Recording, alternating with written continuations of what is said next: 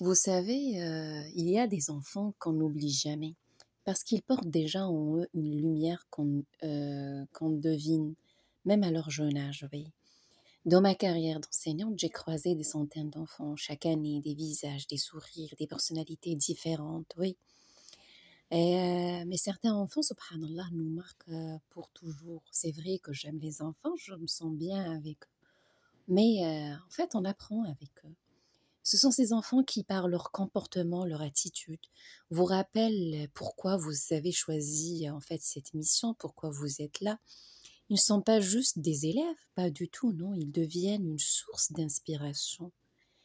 Et ces dernières années, un élève m'a profondément touchée, Abdelrahman, oui, son prénom c'est Abdelrahman et son deuxième prénom c'est Aïssa.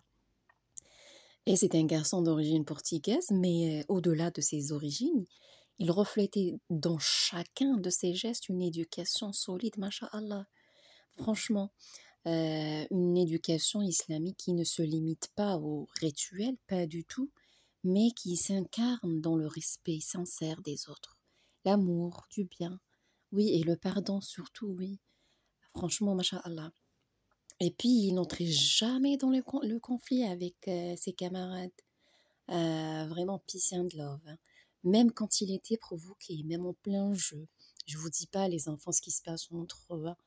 Donc il préférait pardonner parce qu'il avait compris à son âge que c'est ça le vrai comportement du musulman et de l'être humain de manière générale. Et entre enfants, soyons honnêtes, ce n'est pas simple, hein. C'est pas du tout simple d'accepter les critiques, les rabaissements, les regards, etc. des autres.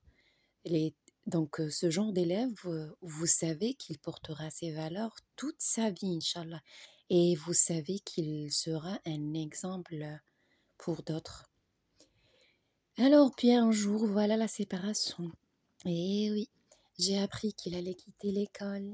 Il avait pris la décision, et plutôt ses parents avec lui, de rejoindre une école à plein temps pour se consacrer à l'apprentissage de l'arabe et du Coran, une vraie immersion. Contente pour lui, c'est sûr, mais un déchirement. Je savais que c'était un choix noble, mais pour moi, c'était un déchirement. Oui, parce que oui, je l'aimais profondément comme un de mes propres enfants. Et puis aussi, il y avait une complicité en classe avec moi. Et ce jour-là, j'ai reçu une lettre de sa maman, une lettre que je n'oublierai jamais. On a fait des échanges, je vous fais part d'un petit paragraphe. Elle dit quand Abdurrahman vous a annoncé qu'il quittait l'école, j'étais là et je n'ai pas pu retenir mes larmes. Moi non plus, madame. Donc ce qui nous a fait hésiter le plus longtemps, c'était justement vos cours. Qu'Allah vous récompense pour tout le bien que vous avez semé. Donc ces mots m'ont bouleversée parce qu'ils me rappellent une vérité qu'on oublie parfois. Alors que la plus belle rémunération dans nos métiers, ce n'est pas l'argent, non, pas du tout. C'est de savoir qu'on a marqué un cœur. Oui, on a semé quelque chose. Et ce qu'on a semé, il va grandir. Il va grandir et il va semer d'une autre manière. C'est de savoir que notre travail, nos efforts ont laissé une empreinte qui continuera à vivre aussi longtemps que possible. Et puis voilà. Donc ce coaching-là d'aujourd'hui, je veux vous dire ceci. L'éducation, ce n'est pas remplir un cahier. Non. C'est allumer une flamme dans le cœur. Nous sommes tous des semeurs, oui. En tant que parents, enseignants, coachs, amis, même collègues, etc. Chaque mot, chaque geste, chaque regard peut déposer une graine dans le cœur de quelqu'un. Et ces graines sont invisibles au début. On ne peut pas les voir. Vous ne voyez pas les résultats immédiatement, pas du tout. Mais un jour, elles germeront. Et ce jour-là, vous comprendrez que votre impact va bien au-delà de ce que vous imaginez. Donc, qu'est-ce que je sème chaque jour dans le cœur de ceux qui m'entourent? C'est ça la question que chacun de nous doit poser.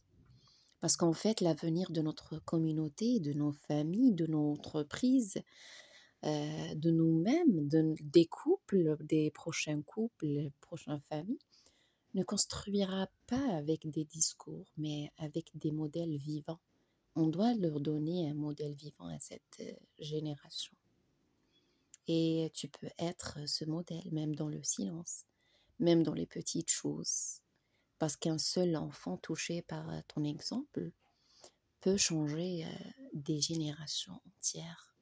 Donc, merci Abdelrahman.